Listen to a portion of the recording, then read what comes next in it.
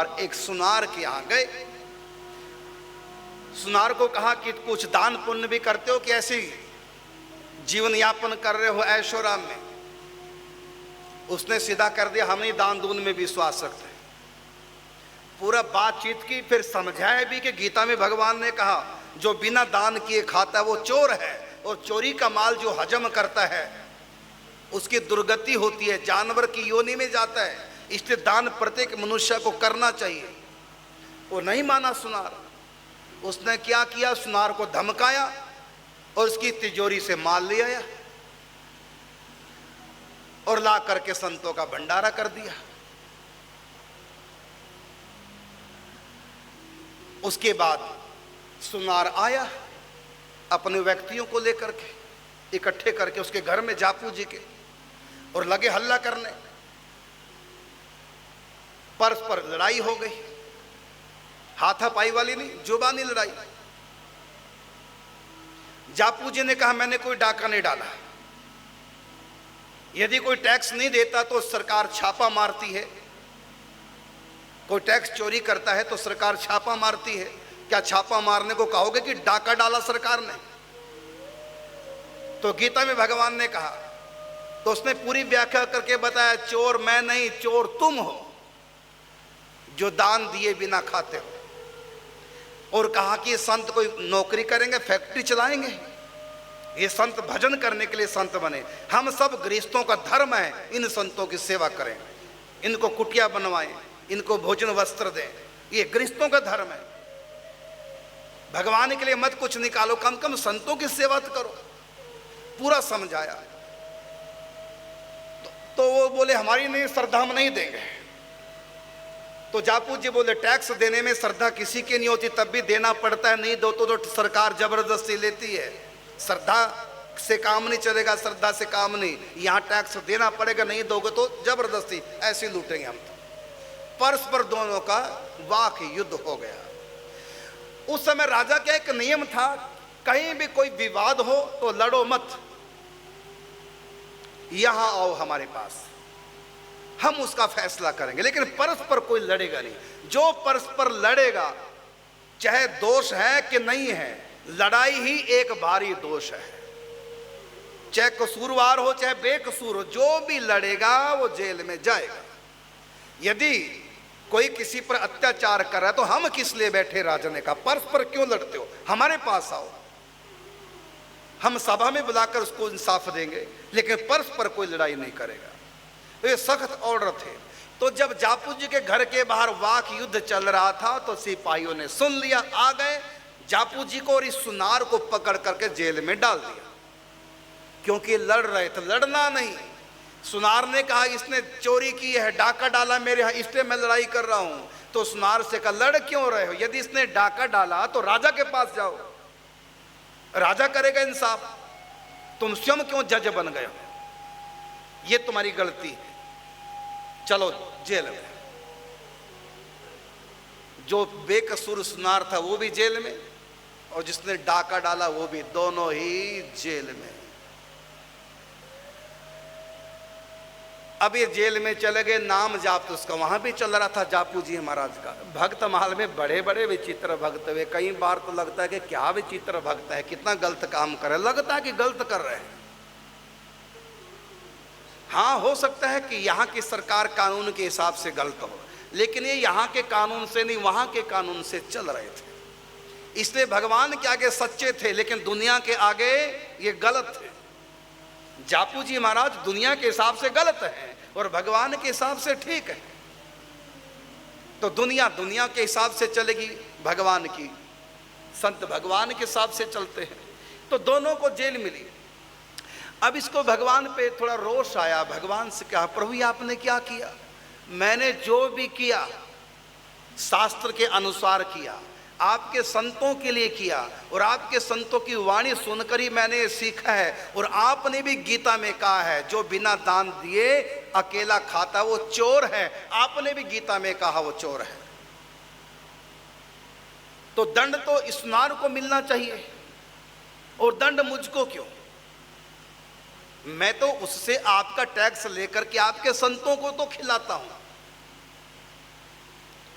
और फिर मेरी संत सेवा क्यों छूट गई।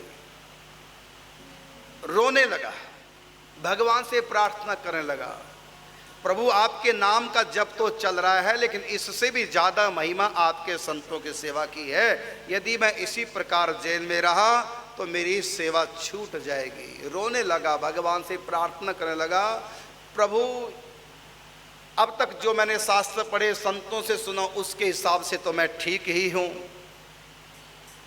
तो आपने मुझको दंड क्यों दिया, संतों से दूर क्यों कर दिया, जेल क्यों मुझको दे दी, क्यों नहीं मेरी रक्षा की।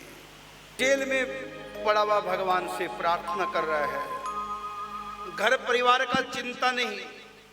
कोई भी व्यक्ति जेल में हो और उम्र कैद हो जाए, वही सोचता है मेरे बच्चों का क्या होगा, मेरा व्यापार बिजनेस का क्या होगा।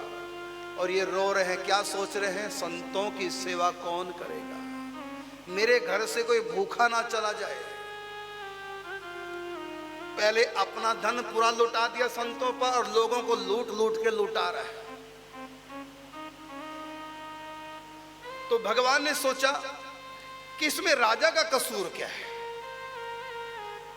राजा भी तो मेरा ही स्वरूप है, वो भी तो न्यायाधीश है, वो भी तो मेरा ही काम कर रहा है।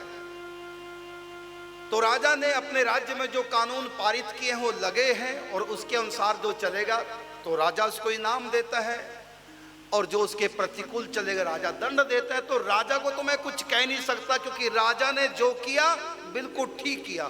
जो भी किसी को लूटेगा वो जेल में जाएगा। तो राजा ने अपना काम किया, तो मैं भी तो विश्व का राजा हूं, मैं भी तो फिर अपना काम करूं। और मेरा काम है भक्तों को सुरक्षा देना, विशेष रूप से भक्तों को पुष्ट तुष्ट करना, उनका पालन पोषण करना। तो भगवान ने अपना काम किया, राजा के स्वप्न में प्रकट हो गए। डांटा नहीं, फटकारा नहीं, क्योंकि राजा का कोई दोष नहीं है। राजा के स्वप्न में कहा कि देखो मेरे भगत का कोई दोष नहीं है, जापू जी महाराज का कोई दोष नहीं, उसको बंदी खाने से मुक्त किया जाए। यदि ऐसा नहीं करोगे तो तुमको मेरा कोप भाजन बनना पड़ेगा। कहकर भगवान अंतर्हित हो गए। सुबह उठे, स्वयं गए जेल में, द्वार खोला, उसको मुक्त किया, जाओ आप मुक्त हो।